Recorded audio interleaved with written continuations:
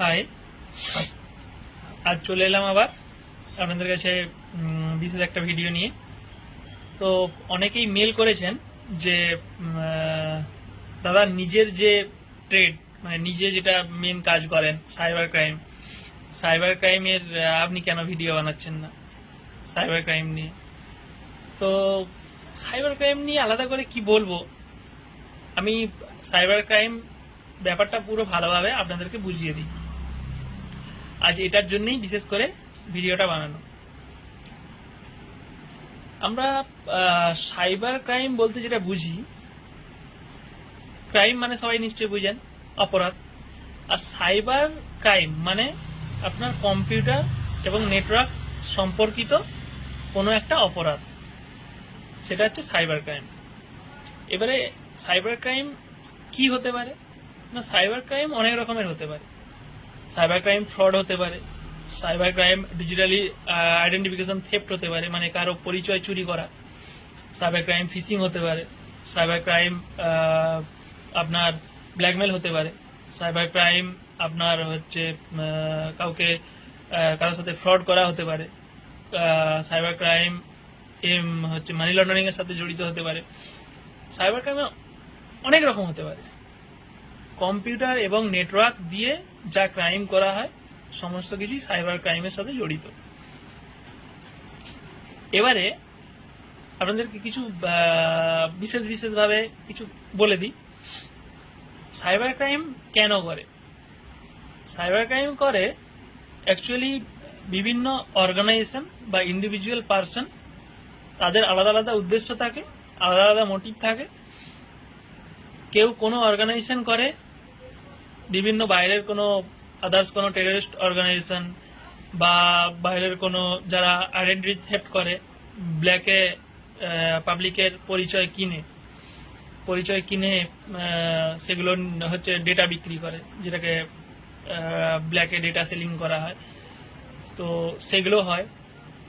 আবার হচ্ছে বিভিন্ন জন থাকে যে ব্ল্যাক মানিকে হোয়াইট মানি করবার জন্য, এটা একটা পদ্ধতি হতে পারে। আবার বিভিন্ন ক্ষেত্রে দেখা যায় পাবলিককে বোকা বানিয়ে ফ্রড করে টাকা হাতানো।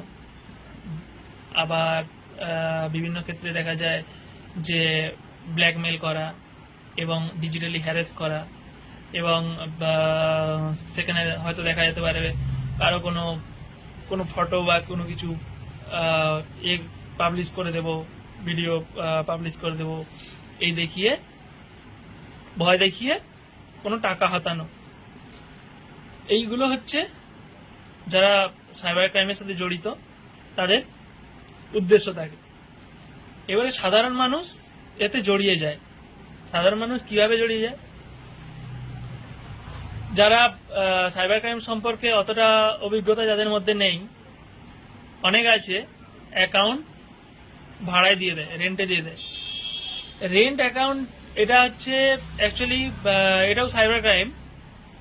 তো কিন্তু তারা কি করে, কোনো একটা সাধারণ মানুষ, তাকে যখন একটা লোক দেখানো হয় যারা এই ক্রাইমের সাথে জড়িত, তারা একটা টিম গঠন করে, পরপর চেন বাই চেন এটা গঠন করে।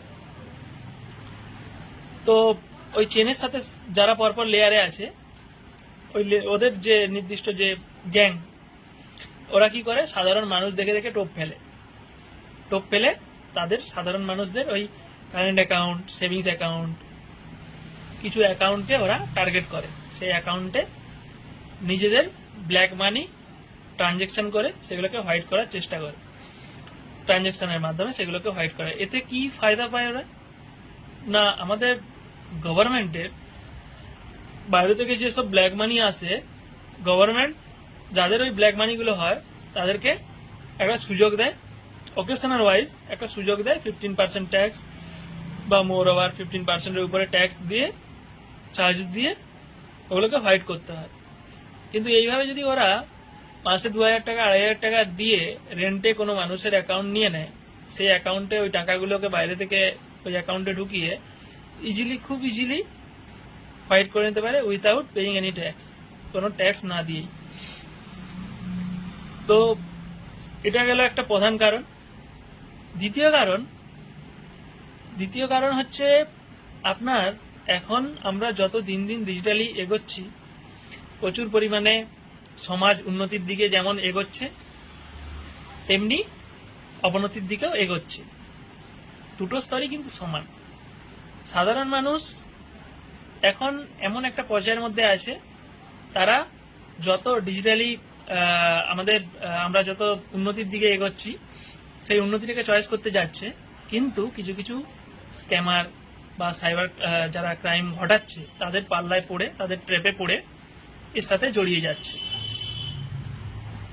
এর ফলে অ্যাকচুয়ালি যারা সাইবার ক্রাইমের সাথে জড়িত তাদের ক্ষেত্রে জরিমানা হওয়াটা নর্মাল ব্যাপার। জরিমানা ছাড়াও তাদের আইটি অ্যাক্ট 2000, বিএনএস, তারপরে আইপিসি, এগুলোতেও তাদের কেস হতে পারে এবং বড় বড় অঙ্কেরও জরিমানা এবং জেল পর্যন্ত হতে পারে, ওকেশন বেস, কেস ওয়াইজ। এবারে নির্ভর করে সেটা ক্রাইমের উপর। কিন্তু অ্যাকচুয়ালি একটা আপনারা বিষয় দেখে থাকবেন, কেউ জেনে শুনে, যে সাধারণ মানুষ জেনে শুনে এই ভুলগুলো করে না। সাধারণ মানুষ সাধারণত টোপে পড়ে যায়। তাদেরকে বিভিন্ন রকম এই গ্যাসের ভর্তুকির টাকা, এই কোনো গভর্নমেন্ট প্রজেক্টের ভর্তুকির টাকা, যারা স্ক্যামার তারা এই রকমের টোপ দেখিয়ে তাদের কাছ থেকে ওটিপি নেয়, বা যারা একদমই কি বলবো, যাদের মধ্যে অল্প শিক্ষা রয়েছে তাদেরকে ব্যাংকের ইন্টারনেট ব্যাংকিং রেজিস্ট্রেশন করে সাইবার ক্রাইম, একটা সাইবার ফ্রড করা যায়, এইপিএস ফ্রড হয়, এমনি স্ক্যাম করা যায় যেগুলো।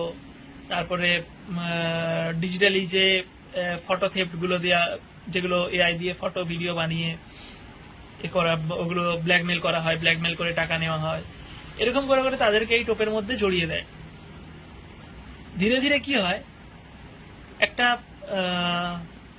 সাধারণ ছেলে যে এই জিনিসের সাথে জড়িত না, সেই ছেলেটা যখন এই সাইবার ক্রাইমের সাথে জড়িত হয়ে যায়, যদি তার কোনো কোনো একটা এমন একটা কেসের মধ্যে সে জড়িয়ে গেল, তার কোনো একটা সাজা হলো, তখন কিন্তু আপনি যেখান থেকে আপনার যে সোর্স ছিল, অনেক সময় দেখা যায় সোর্স পারসন, মানে যার সাথে আপনি কন্ট্যাক্ট করে করেছিলেন, আপনি সেখানে ফেঁসে গেলেন, কিন্তু যার সাথে সোর্স করে আপনি অ্যাকাউন্টটা ভাড়া দিয়েছিলেন, সেখানে তারা যেই কাজগুলো করে পুরোটাই হয় বেআইনি অ্যাকাউন্ট এবং ইলিগাল আইডেন্টিটি মাধ্যমে, মানে যেই আইডেন্টিটি, ভুয়া আইডেন্টিটি যেগুলোকে বলা হয়, ভুয়া আইডেন্টিটির মাধ্যমে সমস্ত কাজগুলো তারা করে। কিন্তু সাধারণ মানুষ তো সেটা বোঝে না। সাধারণ মানুষ তাদের নিজস্ব যে অ্যাকাউন্ট, নিজস্ব আইডেন্টিটি, নিজস্ব সেই এগুলো বেয়ার করতে চায়। সেগুলো বেয়ার করতে গিয়ে নিজেদের যে নাম রাখতে চায়, যাতে না নিজের সম্মান খোয়া যায়, সেই সম্মানটা স্ক্যামাররা তাদেরকে বলে যে এই করে দেব, এটা পাবলিশ করে দেব, এই ডিজিটালি আপনাকে হ্যারাস করা যেটাকে। তো তখন সে নিজের সম্মান বাঁচাতে নিজের সর্বস্ব খুইয়ে ফেলে। ঠিক আছে, তাই পরে আবার এই সাইবার ক্রাইম নিয়ে ভিডিও বানাবো। তো তাই সবার উদ্দেশ্যে একটাই আপনাদের প্রতি রিকোয়েস্ট, নিজে থেকে কখনো এই সব জিনিসের সাথে জড়াতে যাবেন না। কেন নিজে থেকে এইসব সাথে জড়াতে যাবেন? কিছু টাকার লোভে, কিছু এটা পাইয়ে দেব, ওটা পাইয়ে দেব, এইসব লোভে একদম পড়বেন না। এইসব লোভে পড়লেই আপনি আপনার সর্বস্ব খোয়াতে চলেছেন। সাবধানে থাকবেন সবসময়, আর ভালো থাকবেন, সতর্ক থাকবেন। আমাদের সাইবার ক্রাইমের যে হেল্পলাইন নাম্বার আছে, যে কোনো প্রবলেম হলে বা যে কোনো কিছু জানার জন্য বা কোনো কিছু আপনার মনে যদি সন্দেহ আসে, তাহলে 1930-তে কল করতে পারেন। কল করে ওখানে সমস্ত তথ্য জানতে পারেন। যদি আপনার কিছু কমপ্লেন করার থাকে কমপ্লেনও করতে পারেন। তাছাড়াও cybercrime.gov.in গভর্নমেন্টের পোর্টাল আছেই কমপ্লেন করবার জন্যে। তো এছাড়াও অনেক ওখানে আপনি মেটেরিয়ালস পেয়ে যাবেন আপনার সাইবার ক্রাইম সম্পর্কে, অনেক কিছু ওখান থেকেও আপনার অভিজ্ঞতা হয়ে যাবে। আর আরেকটা কথা, আপনি এমনি ব্যাংকে বা কোনো সরকারি অর্গানাইজেশনে তো আপনারা দেখেই থাকবেন যে কাউকে ওটিপি শেয়ার করা বা আননোন লিঙ্ক থেকে যে আননোন মেল থেকে যে লিঙ্কগুলো আসে সেই লিঙ্কে ক্লিক না করা, বা হোয়াটসঅ্যাপে যে মেলগুলো আসে, আননোন টেলিগ্রাম চ্যানেল থেকে যে ইনভাইটেশনগুলো আসে সেই ইনভাইটেশনগুলোতে সাড়া না দেওয়া, এগুলো তো নর্মাল জিনিস দেখেই থাকবেন। এগুলো থেকে আপনাদেরকে আলাদা করে আর কিছু বলতে হবে না। সবাই সাবধানে থাকবেন, সতর্ক থাকবেন। এরপরে যারা সাইবার ক্রাইমের মধ্যে পড়ে গেছেন কিভাবে উদ্ধার পাবেন খুব সহজে সেই ভিডিও বানাবো, কিন্তু এটা সাইবার ক্রাইম সম্পর্কে একটা সচেতনামূলক পোস্ট।